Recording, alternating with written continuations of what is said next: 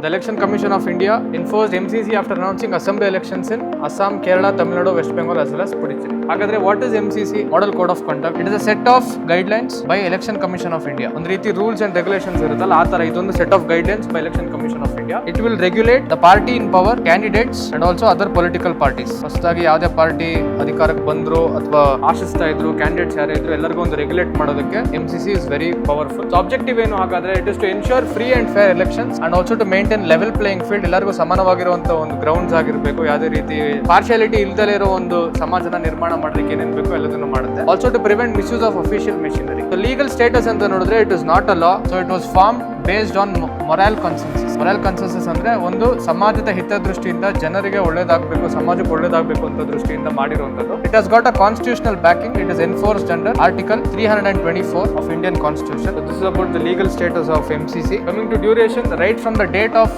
Election announcement, ಯಾವಾಗ election announce ಆಗುತ್ತೋ ಆ ಡೇಟ್ ಇಂದ ಹಿಡಿದು until the declaration of result. Evolution ಹೆಂಗ್ ಇವಾಲ್ವ್ ಆಯ್ತು ಅಂತ ನೋಡೋಣ. In the year 1960 it was first introduced in Kerala election. So in the year 1979 strict rules were introduced, and in the year 1991 the enforcement of MCC was done under T.N. Seshan.